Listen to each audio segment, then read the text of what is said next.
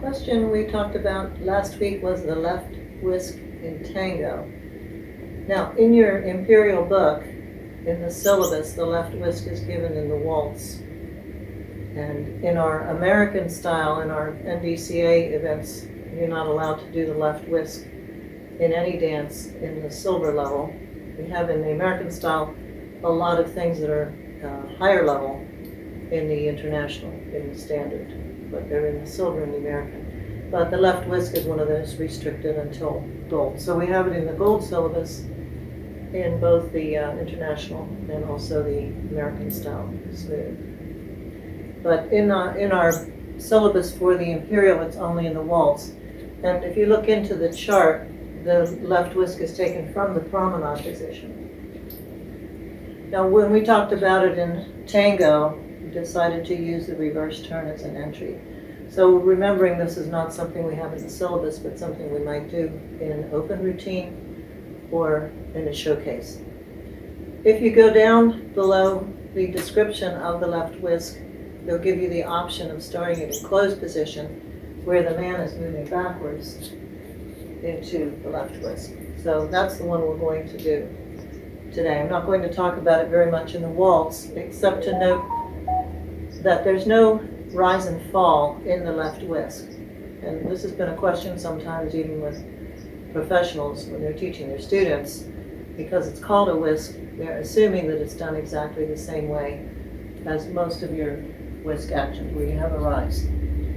So it's not an action with rise. Now there's something similar that we might do, crossing behind and leading a rise, or even having the man do an extended line like this, and that would be a hinge. So if there's a rise, let's say I'm the lady dancing into this. If there's a rise here through the feet, that is going to put me into more typically a whisk position where the legs are closer together. And then as we lower, there's an extension of the leg, a little bit rotation through the upper body there to open the lady's head. And then she'll come out, which could be into a back whisk or into a pivot is very popular, a number of other figures. So that's a very, very similar figure, but there is rise on a hinge line. In the left whisk, we want a much wider base. We don't want the lady up on her toes in this small base, with this being the line. When you dance the left whisk, the lady will often overturn here and many times do an embellishment with her leg before she comes out. So if I take a look at the gentleman's part, so whether we would be doing waltz or tango, we would still have no rise and fall. So in waltz, that would be 1, 2, 3, and typically we might unwind, maybe dance into a back whisk. That's just one ending that we might use.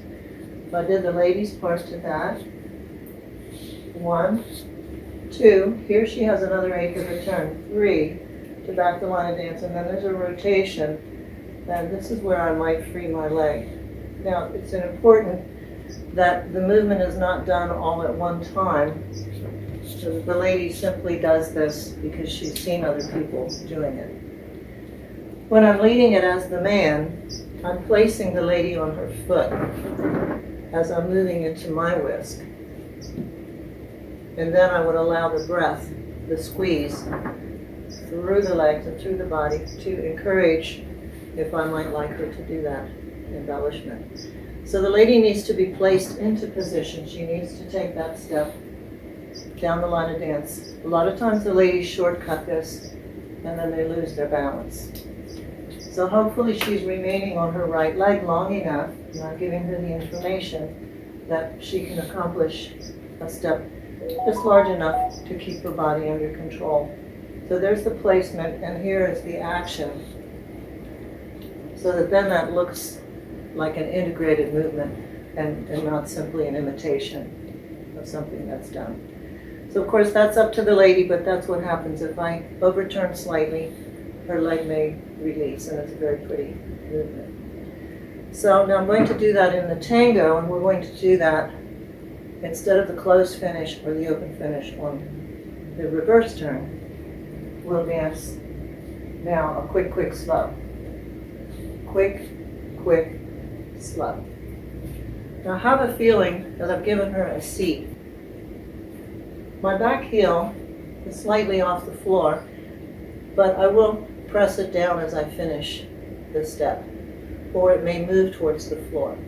If I'm going to dance a twist turn, I'm not going to put any weight into that heel, because as you know, in a twist turn, we're turning on the heel of the front foot, the ball of the back foot, but leaving the front foot flat on the floor, unwind into a twist. So I could take her into a promenade position just like I would do on a twist turn. I thought that would be a good one to start with because we have done the natural twist turn and we've also done the natural promenade turn with the twist turn ending.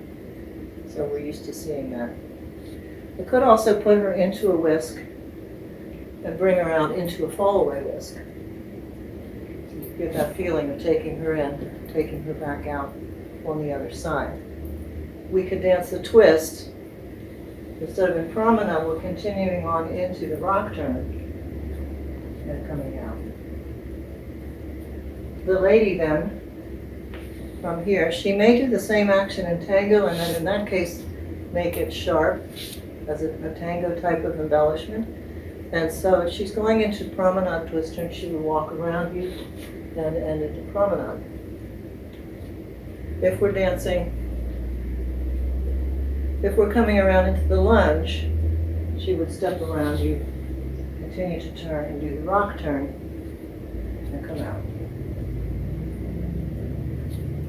So we could also do it from the promenade in tango.